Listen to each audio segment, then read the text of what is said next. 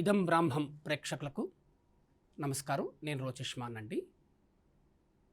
ఇవాళ సమాజంలో అంటే మొత్తం దేశంలో ప్రతి రాష్ట్రంలోని ప్రతి ప్రాంతంలోని సమాజంలో బ్రాహ్మణ దూషణ నింద అనేది మనం విరివిగా చూస్తున్నాం.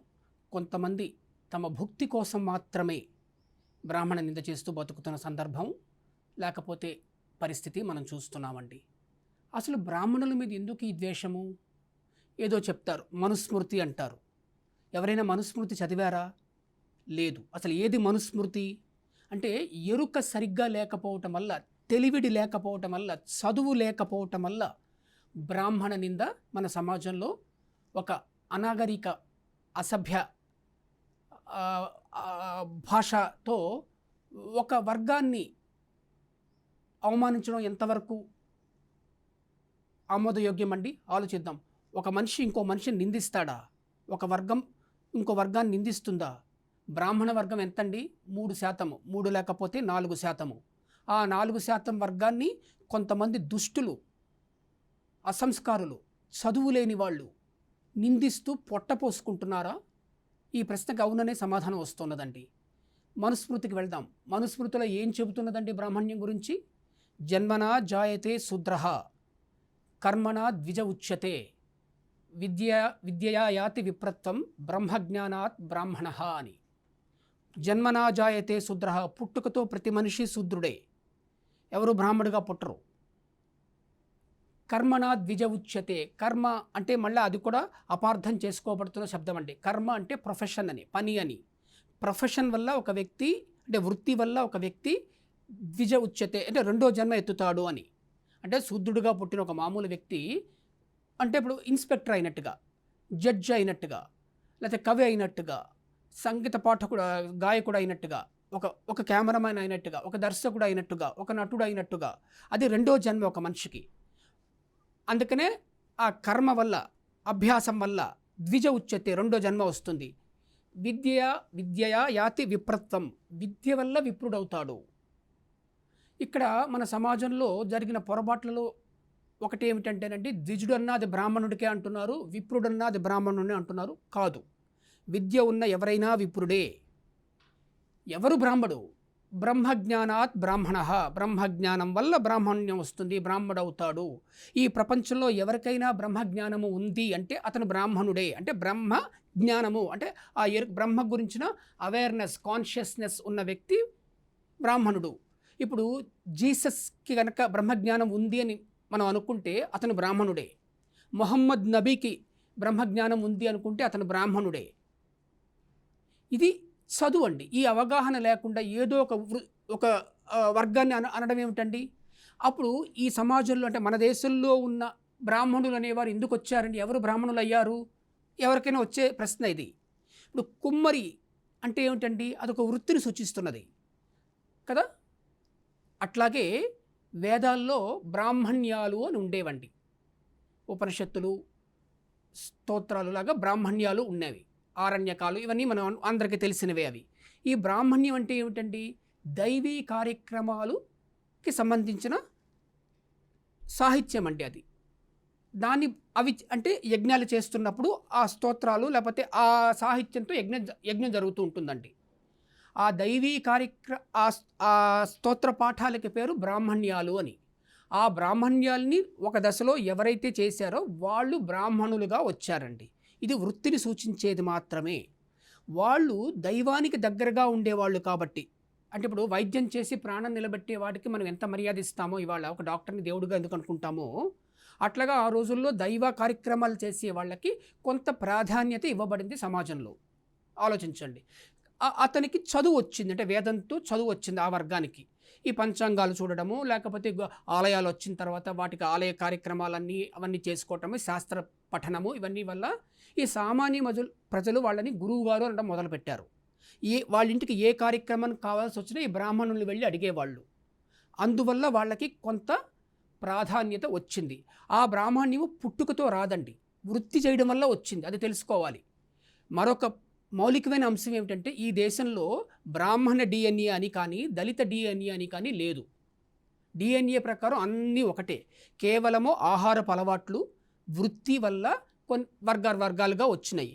500 ఏళ్ళు ఒక ఆహారపు అలవాటుకు మనం మాలిమి అయితే జీన్స్ మారుతాయి అనేది వైజ్ఞానికమైన అధ్యయనం అండి. అందుకనే మీరు కొన్ని అలవాట్లు ఉండే వాళ్ళు కొన్ని రకాలుగా మనకు కనిపిస్తారు. ఇప్పుడు రాజస్థానీ వాళ్ళు వాళ్ళ చర్మ సౌందర్యం కానివ్వండి, చర్మం తీరు కానివ్వండి, స్కిన్ టోన్ అంటాం కదా, అట్లాగా వేరేలా ఉంటుంది. దానికి కారణము ఆ భూభాగము, వాళ్ళ ఆహారపు అలవాట్లు, వాళ్ళ ఇతర అలవాట్లతో బట్టి వాళ్ళ రంగులు, రూపులు ఇవన్నీ మారుతూ ఉంటాయండి. వీటికి మనం ఎన్నో ఉదాహరణలు చూపించవచ్చు.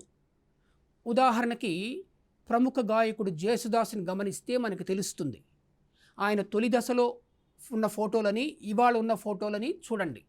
కేవలం ఆయన చింతన సరళితో, ఆయన అలవాట్లతో, ఆయన ప్రవర్తనతో ఆయన రూపు ఎలా మారిందో మనకు తెలుస్తుంది. ఇది బ్రాహ్మణ విద్వేషకులు ప్రత్యక్షంగా చూసి తెలుసుకోవాల్సిందండి. ఈ బ్రాహ్మణ విద్వేషం తప్పు. మరో మాట చెప్తారు, మీరు బ్రాహ్మణో ముఖమాసీనాథ్ అని ఉంది కదా, బ్రాహ్మణుడు ముఖం నుంచి వచ్చాడు, లేకపోతే ఇంకెవరో భుజాల నుంచి వచ్చారు, తొడల నుంచి వచ్చారు, శూద్రుడు పాదాల నుంచి వచ్చారు అని. ఇది ఆలంకారికంగా చెప్పబడ్డ ఒక శ్లోకం అండి. ఆలోచించండి. జన్మనా జాయతే శూద్రః అని చెప్పబడిన ఒక సాహిత్యము బ్రాహ్మణుడు ముఖం నుంచి పుడతాడు అని చెప్తారా? అది అంటే ఇందాక నేను చెప్పినట్టుగా బ్రాహ్మణుడు అనేవాడు దైవ కార్యక్రమాలకి చేస్తున్నవాడు కాబట్టి అతనికి మొదటి స్థానం ఇచ్చారు అంతే. బలమైన స్థానానికి భుజాలు ఇచ్చారు, ఆధారమైన స్థానానికి తొడలు ఇచ్చారు, చివరిగా పాదాలు ఇచ్చారు. సామాన్యుడు పాదాలు అని. పాదాలు లేకపోతే మన శరీరం నిలబడదండి. అంటే ఆ శ్లోకం ప్రకారం చూసుకున్నా కూడా ఏ వ్యక్తికి, ఏ శరీరానికైనా పాదాలు లేకపోతే ఆ శరీరం కూలిపోతుంది. అంటే శూద్రుడు లేకపోతే ఆ శరీరం కూలిపోతుంది అని. ఈ ఇలాంటివన్నీ సరిగ్గా చదవడం లేకుండా, సరైన చింతన లేకుండా, చదువు లేకుండా, చదవడం రాదు అని తెలుసుకున్న తర్వాత సామాజికంగా ఒక బలహీన వర్గాన్ని, ఒక అల్పసంఖ్యాక వర్గాన్ని అయిన బ్రాహ్మణులు అల్పసంఖ్యాక వర్గులండి. ఇప్పుడే కాదు, ఆది నుంచి ఇంకా మీరు ఆదికి వెళితే రాజుల కాలంలో పర్ణశాలల్లో ఊరవతలు ఉండేవాళ్ళు బ్రాహ్మణులు. వాళ్ళు ఊరు మధ్యలో ఉండేవాళ్ళు కారు.